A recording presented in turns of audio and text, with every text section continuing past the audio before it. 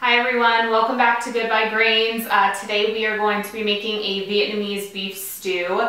Now the actual term for this in Vietnamese I believe is, I'm totally going to butcher this, I believe is a bo co. It's a B-O space K-H-O, so I always call it Vietnamese beef stew. It's easier for me to say and then I don't sound stupid trying to pronounce something that I can't pronounce. So it's going to seem like a lot of ingredients.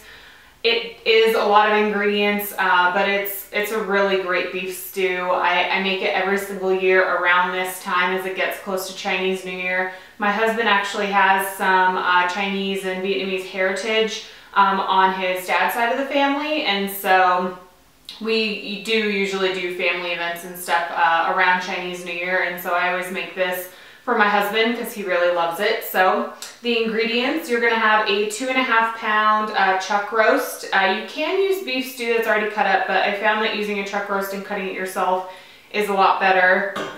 We have a mixture of broth and water. Now you can make homemade broth for this, but I only have the canned on hand. We have a can of tomato paste.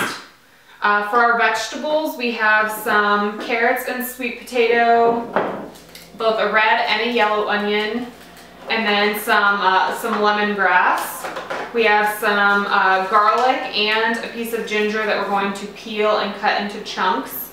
Now for seasonings, we have some fish sauce, we have salt as usual, and then these are some things that are going to help flavor the broth. We have Chinese spice, curry powder, and annatto seed that's been ground. And then we have 1.5 cinnamon sticks, some bay leaves, dried Thai red chilies, and then a couple of these star anise pods. And then the last ingredient, which you can feel free to leave out, is a little bit of arrowroot starch. Now, if you don't want to add that, you certainly don't have to. That just kind of helps to thicken up the broth a little bit, but let's start with searing the meat. Okay, so we have a big pot that has a couple of tablespoons of coconut oil over high heat. Now we're going to add our beef.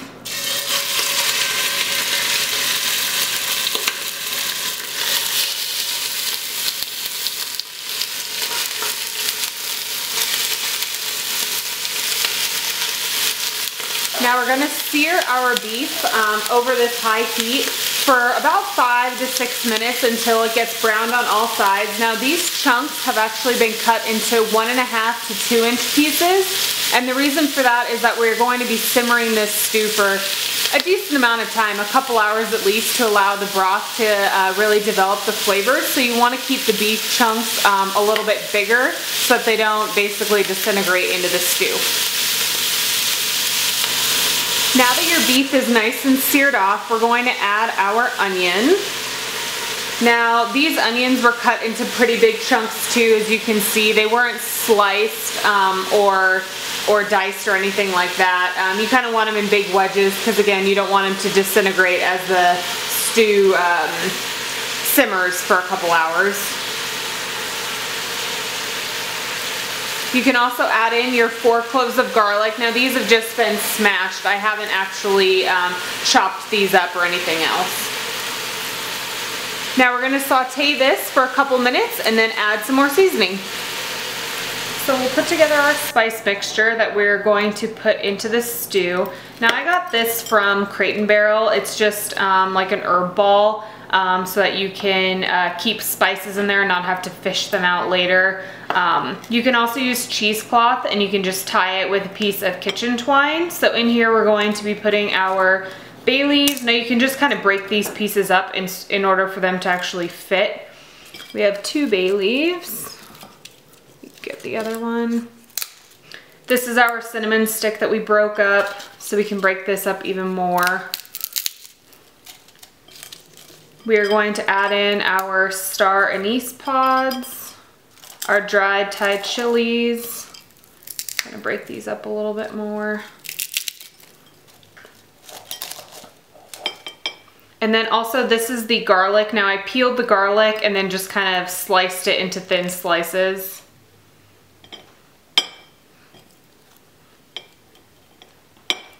You can kind of seal this up.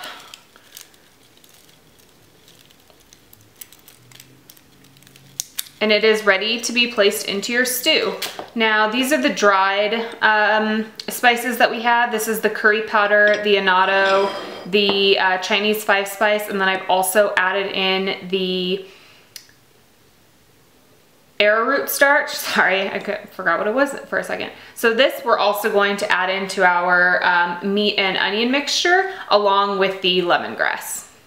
Okay, so I just sprinkled the spice mixture over, and I'm gonna add our lemongrass.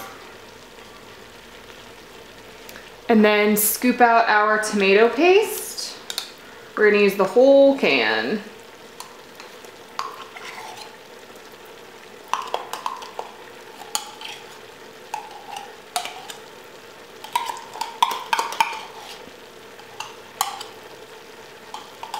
And then we can add our fish sauce. Just about a tablespoon, a little bit more if you really like it. And we're going to allow this to kind of just cook, kind of toast a little bit of the spices, kind of toast the tomato paste as well. And then we are going to add the broth in our spice ball that can just kind of float in there off the side, and then it will simmer for a couple hours. Okay, now that we have mixed everything around and the tomato paste and the spices are evenly coating the meat and the vegetables, we can add our broth.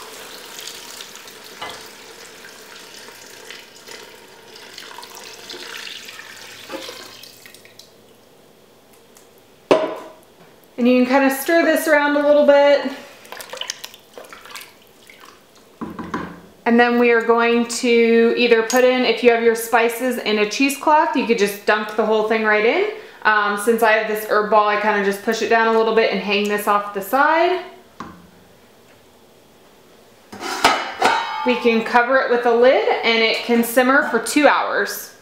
Okay, so our stew has been simmering for about 2 hours on low, covered. So now we are going to add in the rest of the vegetables. So we have some carrots that I've cut up. Now these are pretty small chunks, definitely less than 1/2 inch. And then I also cut up some peeled sweet potato, and these are in slightly larger chunks. You want them to be a little larger than the carrot because the carrot will cook a little bit slower than the sweet potato will, so you don't want one to be ready before the other. So you can just pour all of these in.